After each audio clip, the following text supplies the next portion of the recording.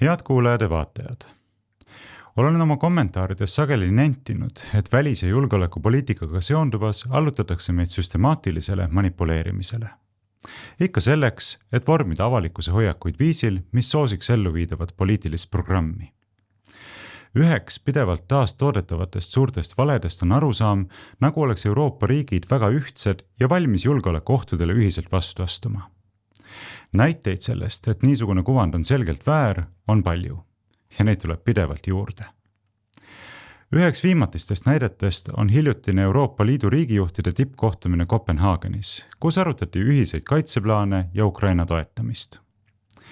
Ehkki teravate küsimustena olid päevakorras nii mitmesugused hübriidohud kui senisest veelgi suurema hulga raha leidmine nii Euroopa Liidu kui ka Ukraina kaitseks, jäi tippkohtumine sellegipoolest vaid suureks venivaks jututoaks ja lõpetati ilma igasugustegi paikapanevate otsusteta. Mitmete paremini informeeritud isikute hinnangul oli kohtumise üldine õhkkond teravas vastuolus liidrite üha ärevamate ja agressiivsemate avalike esinemistega. Prantsusmaa president Emmanuel Macron rääkis pressile vastasseisust Venemaaga, Euroopa Liidu esidiplomaat Kaja Kallas toonitas Venemaa poolset eskaleerimist, Soome peaminister Petteri Orpo kirjeldas olukorda kui hübriidsõjale lähedast ja tema Taani kolleeg Mette Frederiksen avaldas arvamust, et sõda Ukrainas on Venemaa katse meid kõiki ähvardada. Sellest hoolimata ei olnud juhid ikkagi võimelised kriitilistes küsimustes ühiseid seisukohti vormistama. See on eriti märgiline, pidades silmas, et tippkohtumist reklaamiti eelnevalt kiirkohtumisena, mis lähtub eesmärgist leppida kokku liidu enneolematute uute sõjaliste võimete loomises ja Ukrainale pakutavas laiaulatuslikus lisatoetuses. Kui olukord usutakse reaalselt olevat nii sünge, nagu seda sõnades kirjeldatakse, siis peaksid sellele järgnema ka vastava kaaluga otsused ja teod. Aga nagu ikka, ei järgne. Kinni jooksid arutelud põhimõtteliselt igas olulises punktis. Olgu selleks siis palju räägitud droonimüüri loomine, idee anda Ukrainale relvaabi külmutatud Venemaa varade arvelt või Euroopa Liidu otsustuskorra muutmine viisil, mis võimaldaks Ukraina liikmelisuse taotlemist mõnede liikmesriikide vastaseisust mööda minnes. Kohtumist juhatanud Euroopa Ülemkogu eesistuja Antonio Costa rõhutas, et ühist julgeolekut puudutavate otsuste langetamiseks ei ole enam aega raisata ja et juhtidel tuleb kokkuleppele jõuda lähimate nädalate jooksul. Ootuspäraselt jäi see jutt aga tühjaks loosungite lehvitamiseks. Järgmine kohtumine on planeeritud oktoobri lõppu, kuid sealtki ei ole mingit läbimurret oodata, sest Brüsseli järjekordse kriisikava arenedes on mitmed riigid tajumas ohtu oma suveräänsusele. Kõigepealt, nagu öeldud, joosti kinni palju räägitud droonimüüri rajamise küsimuses. Ideed toetavad Baltimaad ja Poola, mis näevad seda adekvaatse ja teostatavana. Venemaast kaugemal asuvad riigid nagu Prantsusmaa ja Itaalia ning isegi Saksamaa pole aga kaugeltki nii hakkajad. Seades kahtluse alla kontseptsiooni sobivuse Euroopa Liidu ja NATO sõjaliste plaanidega, nähakse selles Brüsseli järjekordset katset haarata võimu liikmesriikide kaitsepoliitika üle. Olukorda lisab teravust asjaolu, et Brüssel koos nii-öelda eesliiniriikidega soovib droonimüüri rahastamiseks kasutada liidu raha. Selle eelduseks on aga kõigi pealinnade nõusolek. Nagu pea kõigil sellistel eurokärajatel on ka siin põhiküsimuseks see, kust leida raha ning kuidas seda omavahel jagada. Väidetavalt registreeritakse samal ajal Euroopa õhuruumis aina enam tundmatuid droone. Kuigi Euroliidu välisasjade kõrge esindaja Kaja Kallas oli sunnitud möönma, et konkreetsele süüdlasele viitavad selged tõendid puuduvad, oli ta siiski kindel, et me ei ole tunnistajaks mitte lihtsalt hübriidrünnakutele, vaid lausa riiklikult rahastatud terrorismile. Selline karm hinnang nõuab aga kindlat vastust. Well, of course it's not attributed, but the pattern is very clear that the hybrid attacks across Europe have been really escalating. Like NATO Secretary General Mark Rutte said, it's not hybrid attacks, but states-sponsored terrorism, and we need to be very firm to respond to that. You suspect Russia being behind it? Well, it is up to the member state to attribute to the evidence. So if Denmark hasn't said that, then I'm not willing to say that either. Taas nähtub tuttav muster. Tõendite puudumisest ei lasta end tõsikindlatele järeldustele liikudes häirida. Kõik on niigi selge. Pole aega esitada küsimusi ja otsida vastuseid, tarvis on käised üles käärida ja asuda tegudele.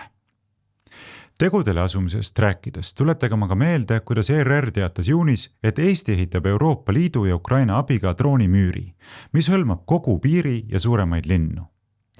Augusti lõpus, kohtudes Kadriorus kaitseminister Hanno Pevkuri, siseminister Igor Taro ja Kaitsepolitseiameti peadirektor Margo Pallossoniga, ütles president Alar Karis, et rajamisel olev droonimüür ei ole midagi abstraktset, millega oleks Eestil aega mitu aastat. Vastupidi, president manitses vastutajaid asjaga kiiresti edasi liikuma. Ka Euroopa Komisjoni president Ursula von der Leyen toonitas septembri algul peetud aastakõnes, et Euroopa Liidul tuleb rajada piirile Venemaaga droonimüür. Liidu kaitsevolinik Andrius Kubilius pakkus omalt poolt, et see võiks valmida umbes aasta pärast. Nüüdki Kopenhaagenist naastes kinnitas peaminister Michal, et droonimüür ja idapiiri kaitse tugevdamine on Eesti ja kogu Euroopa julgeoleku seisukohalt esmatähtis. Aga nagu eespool märgitud, tegelikult lahknevad mitmete asjaosaliste seisukohad oluliselt ning üksmeelest ei saa rääkida. Kusjuures tegemist ei ole ju sugugi mingi verivärske algatusega, mille puhul pole olnud aega nii-öelda atra seada. Meenutagem, et konkreetse eesmärgi rajada droonimüüri püstitas Eesti valitsus juba aasta tagasi ja toona lubati PPA-le projekti elluviimiseks 3 aasta peale ligi 12 miljonit eurot. Mõistagi on 12 miljonit sellise ambitsiooniga projekti puhul vaid peenraha ja seetõttu taotleti koos Leeduga ühisrahastust Euroopa Liidult. Käesoleva aasta märtsis lükkas aga Brüssel meie taotluse külmalt tagasi. Reaalselt oleme tänaseks jõudnud seisu, kus Euroopa Ülemkoja bürokraadist eesistuja teatab endiselt põhimõttelistest edusammudest. Eesti kaitseväe juhataja, kindralleitnant Andrus Merilo soovitab aga droonimüüri kui sellist üldse mitte mainida. Tema sõnul ei ole võimalik ehitada mingit droonimüüri, kust ükski droon läbi ei tule. Ja droonimüür ei tohiks olla see sõna, millega inimestes tekitatakse võlts turvatunnet. Siiski, nagu juba täheldatud, on põhiprobleeme laias laastus 2.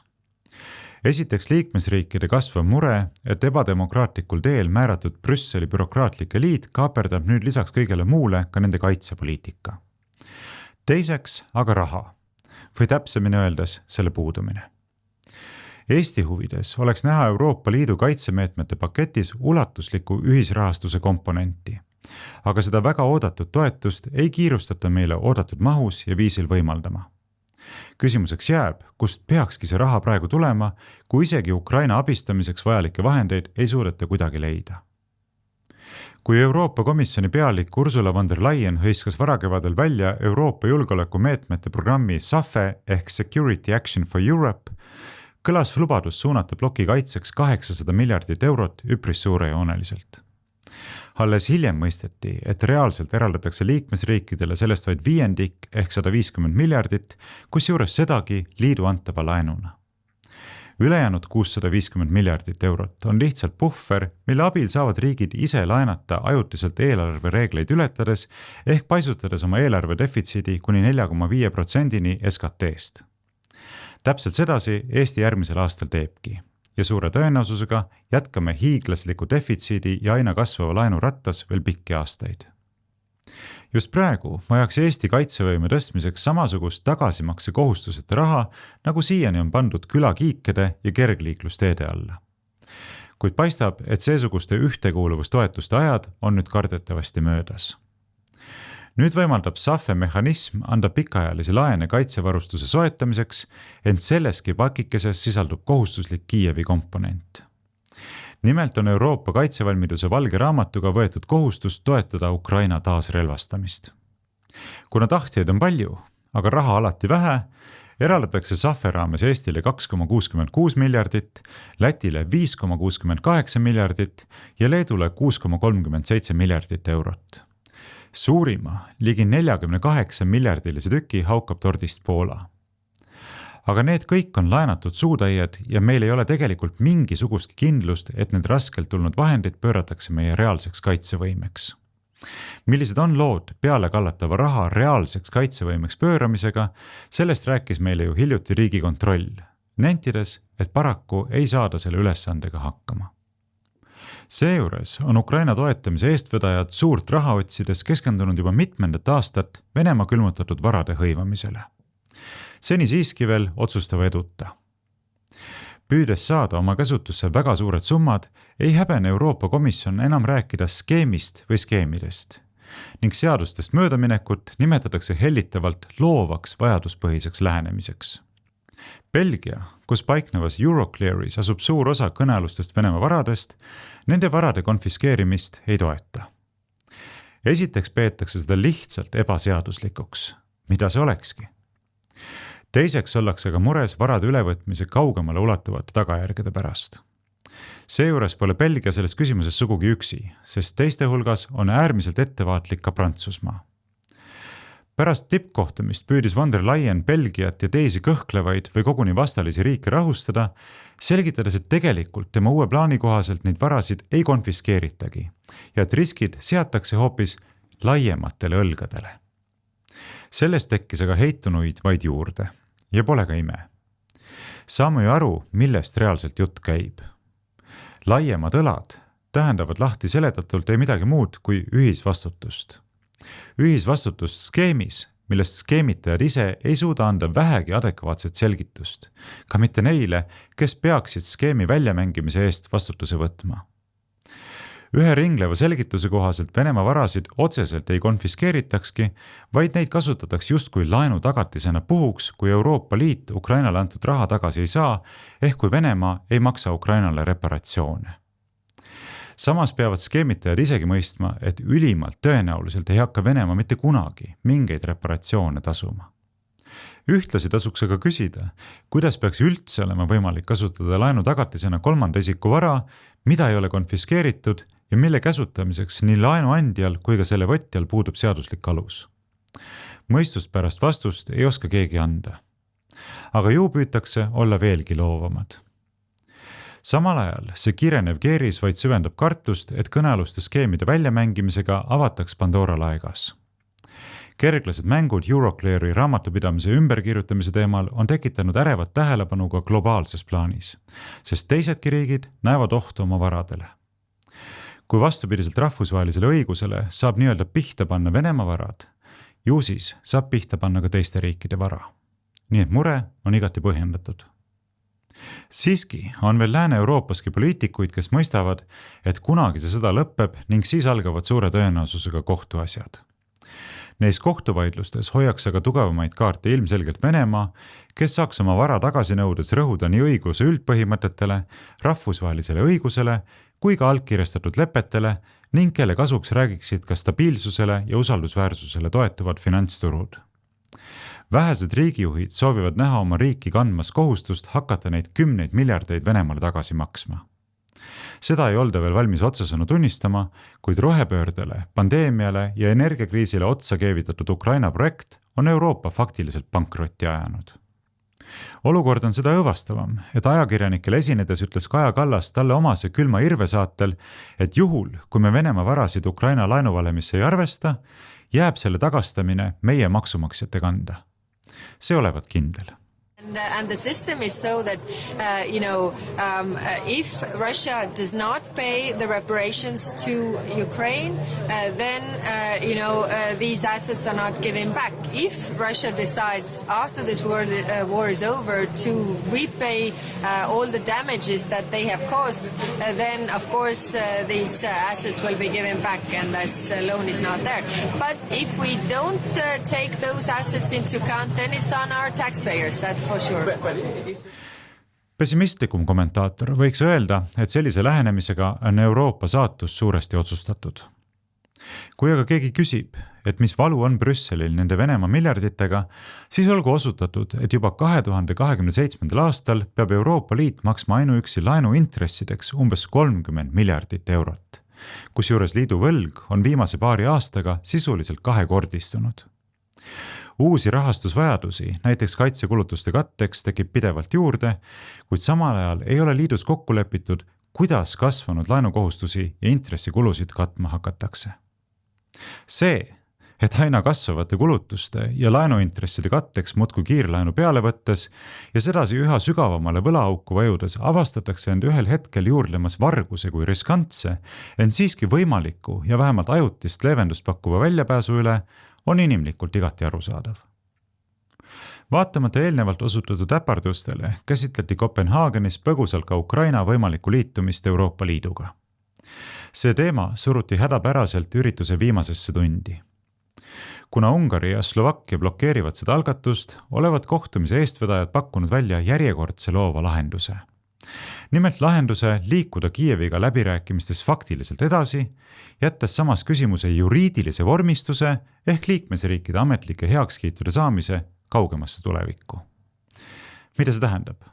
Sisuliselt tähendab see edasiliikumist ilma liikmesriikide nõusolekuta. Teise variandina olevat olnud laual ka praeguse liikmesriikide ühehäälsuse nõude asendamine kvalifitseeritud häälteenamuse nõudega. Euroopa föderaliseerumise ihalejate üks suuri unistusi. Ootuspäraselt ei leidnud sellised lähenemised mingit toetust. Nagu öeldakse, tahavad kõik klubi liikmed säilitada oma vetoõiguse selle üle, kes klubisse sisse pääseb. Järjekordse ja vägagi jõulise liikmesriikide baasõigusi piirava pretsedendi loomine ei ole vähemalt praegu vastuvõetav. Koduste kobarprobleemide eest põgenevate Euroopa liidrite segadusest kõneleb aga asjaolu, et näiteks Saksamaa kantsler Friedrich Merz läks tippkohtumisele eestkätt sooviga rääkida seal Euroopa tööstuse ülereguleeritusest ja konkurentsivõimest. Kas ei olnud Merz vaevunud end ametliku agendaga kurssi viima või püüdiski ta teadlikult oma agendat sisse suruda, igatahes jäi eeskätt Saksa publikule adresseeritud riigimehelik etteaste olemata. Samal ajal avaldatakse Merzile üha suuremat riigisisest survet majanduse elavdamiseks ning lubatud ulatuslike reformide ja kiire pöörde elluviimiseks. Ent nurka mänginud kantsler eksleb aga jätkuvalt Ukraina kõlakambris. Rõhutades vajadust ehitada üles kaitse Euroopa, osutas kohtumise eesistuja Antonio Costa Taanis, Poolas ja Eestis aset leidnud õhuruumi rikkumistest rääkides otseselt Venemaa osalusele. Costa väitel on Euroopa Komisjoni esitatud prioriteetsed algatused, sealhulgas Euroopa droonimüür ja ploki idatiiva seire, pälvinud riigijuhtide laialdase toetuse. Costa rõhutas vajadust suurendada juhtimise ja poliitilise järelevalve koordineerimist ka ülemkogu kohtumiste vahelisel ajal, samuti vahe-eesmärkide täitmise jälgimisel. Sellega seoses peab tema hinnangul märgatavalt suurenema kaitseministrite roll ja vastutus. Arvestades, et tegemist ei olnud NATO tippkohtumisega, kukkus välja tõeline eurokraatlik tohuvapohu. Sõnamulin, millel puudub hoomatav sisu ja ka perspektiiv. Euroliidu püüdlus kehastada kaitseliitu kõlgub naeruväärsuse piiril, olgem ausad. Aga ootuspäraselt nii juhtubki, kui ISI ehk USA ei ole kodus ja lapsed muutuvad omakeskis monopoli mängides ülemäära loominguliseks. Kui Kaja Kallas mõni aeg tagasi kirjutas, et ilma USA-ta pole NATO-t, siis aina enam nähtub, et ilma USA-ta on peata ka Euroopa Liit. Our meeting today had one core theme: safeguarding the security of our continent. European citizens are justifiable concern about Russia's increasingly provocative and reckless behavior. When Denmark, Poland, or Estonia act against incursions into their airspaces, they are protecting our common borders and territory, those of the European Union. They have our full support because we are committed to face together common threats on all fronts, whether conventional, hybrid, or cyber, with common purpose. In fact, that purpose has been clear since the start of Russia's war in Ukraine, and that purpose has a name: to build the Europe of defense. I welcome the scoping paper presented by the President of the European Commission, Ursula von der Leyen, and the High Representative, Kaja Kallas, and leaders broadly supported initial priority flagship projects that will strengthen Europe's security, including the European drone wall and the Eastern Flank Watch. This is a key step on our path to achieving common defense readiness by 2030. It reflects the acute threat on Eastern Flank is currently under. At the same time, it is clear that Europe's borders will only be secure if all Europe's borders are secure in the 360 degrees approach. To build the Europe of defense, we need efficient political oversight and coordination to keep track on how we are advancing. Our defense ministers need to play an increased role to push work forward between the European Council meetings and to track milestones for progress. Kõige nõrritava kõrval pakkus Kopenhaagen siiski ka üksikuid julgustavaid ja tujutõstvaid momente. Peaminister Michali kinnitusel mainiti Eestit pea igas sõnavõtus, hiljutine intsident miigidega sai taas kõlapinda. Ehk rõõmustagem, sest me olime taas pildil. Või nagu väljendus Michal, oli Eesti ülemkogul populaarne ja seda eestkätt ikka just selge joone eest Vene käitumisele reageerimisel. Et saime palju õlalepatsutusi. Mis seal ikka, ei ole kohane ilkuda. Kitsal ja kasinat lohutust pakkuval ajal asi seegi. Parem hea sõna ja mehine õlalepatsutus kui üldse mitte midagi. Lõpetama pean täna ka mureliku noodiga. Nimelt paistab, et paljude teiste kõrval on Kremli narratiivide mõju alla langenud ka tuntud rahvusvahelise poliitika ajakiri Foreign Policy. Hiljuti avaldatud artiklis heidetakse väidetavatele Brüsseli diplomaatilise korpuse allikatele tuginedes meie välispoliitika suurkujule Kaja Kallasele ette mitte ainult diplomaatiliste võimete puudumist, vaid ka läbirääkimisoskuste kasinust ja obsessiooni seonduvalt Venemaaga, samuti suhete rikkumist nii USA kui ka Hiinaga. Kujutate ette? Kirjutatakse otse sõnu, et Kallas olevat rohkem võmm kui diplomaat ning et tema päev algavat ja lõppevat Venemaaga. No ma ei tea. Küll ikka valetatakse ja laimatakse. Samas, ka Saksamaa endine liidukantsler Angela Merkel viitab, et just Kallase ja teiste Balti riikide ning ka Poola liidrite vastuseisu tõttu ei õnnestunud Euroopa Liidul praktiseerida 2021. aastal suhetes Venemaaga diplomaatiat Ukraina sõja ärahoidmiseks. Et osutatud töötasid sellele jõuliselt vastu. Aga ju on vaid Kremli laimu narratiiv seegi. Välispoliitika tippekspert Marko Mihkelson kommenteerib seda talle omase erudeerituse ja läbinägelikkusega. Tsiteerin. Kahjuks oli just Merkel see, kes blokeeris 2008. aasta Bukaresti tippkohtumisel NATO liikmelisuse tegevuskava andmise Ukrainale ja Gruusiale. Venemaa võttis seda kui rohelist tuld oma agressioonisõdade alustamiseks esmalt Gruusia ja seejärel Ukraina vastu. Või nagu selgitas meie teine välispoliitika korüfee Urmas Paet, tsiteerin. Ei olda valmis ega võimeline tunnistama seda, et kõigi nende hädade põhjus tänases Euroopas, mis puudutab sõda Ukrainas, mis puudutab hübriidsõda kogu Euroopa vastu, ei ole süüdi mitte keegi teine peale selle Vene režiimi, kes jätkuvalt elab oma peas mingis koloniaalajastus ja üritab territooriume ja mõjusfääri juurde kahmata. Mõni ehk vangutab siinkohal pead ja küsib, et kas ei pööra mitte Mihkelson ja Paet tõde jalgadelt pea peale, pidades silmas, et NATO ja seeläbi USA mõjusfääri vastu Venemaa piire laiendamise püüdlused ju ongi Ukraina sõja peamiseks põhjuseks. Aga sellele ei maksa tähelepanu pöörata, teadagi, vaid Kremli propaganda. Parem ikka usaldada meie kodumaiseid välispoliitika tippspetsialiste. Tänaseks aga tänan teid kuulamast ja vaatamast ning kaasa mõtlemast. Olen tänulik, kui jagate seda kommentaari oma sõprade ja tuttavatega. Ja kui peate vajalikuks nende kommentaaride projektile omalt poolt kaasa aidata, siis selleks tarviliku info leiate nagu ikka minu kodulehelt aadressiga varrovooglaid.ee. Soovin teile rahulikku nädalavahetust, kohtumiseni taas järgmisel nädalal.